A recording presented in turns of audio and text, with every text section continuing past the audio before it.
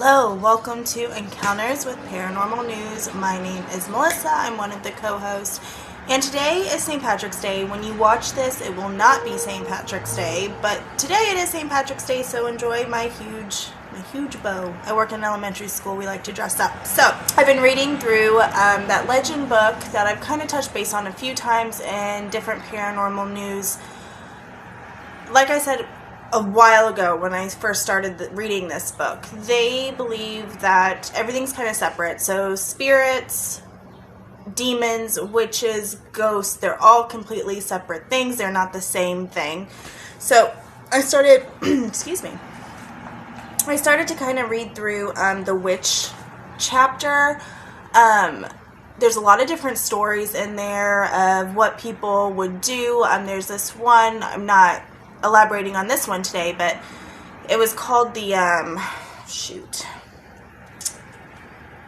walking doll, and in that people would make these dolls from anything that they had. They would make these dolls, and then they would make it to where this evil spirit could inhabit this doll, and it would walk to deliver like evil news. That's something that is done in that tribe tradition.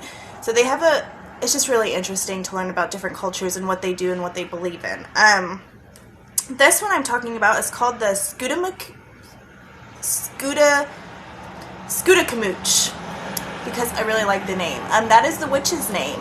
So this is about a witch. It's a Malicete. Again, I don't know if I'm pronouncing these right, so if I'm doing it wrong, I apologize. It's a traditional Malicete tale, and that's where it comes from. So it's called it's about an undead ghost witch called Skudakumooch. It haunts tales of the Malicete, Micmac, Passamaquoddy, and Abenaki, the Wabanaki tribes of northeastern Canada and the United States. Skudakumooch comes alive after an evil shaman, a kind of magician, dies. The body refuses to stay dead and allows a demon to possess it at night. Then it rises as a ghost witch to roam the earth looking for human victims. If you are unlucky enough to hear the voice of Skudakumooch or look into its eyes, it will cast an evil spell over you. Then it will kill you and eat you. Skudakumooch can be destroyed, but only by burning it to ashes, so it can never rise again. And there's a story, of course, with each one of these legends, there is an actual story that comes from someone in that tribe or someone who knows that legend and tells their encounter with what we're talking about. I'll read this one to you because it's really short. I should have pre-read it, but I would have stunk at giving you the cliff notes.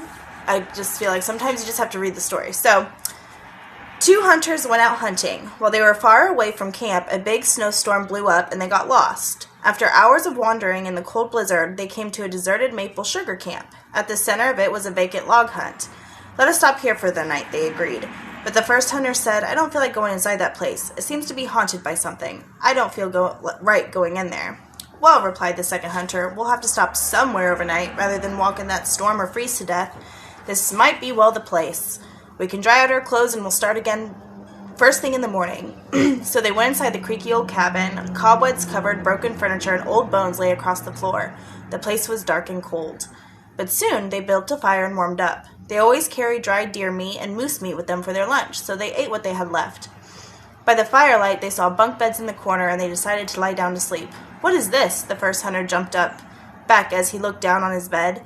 A dead man was lying in the bottom bunk on top of a bed of fur bows. "I'm not going to sleep here next to a dead man," he said. "Why not?" the second hunter replied. "What harm can a dead man do to us? He'll never hurt us. I'm going to stay here rather than walk outside in that storm."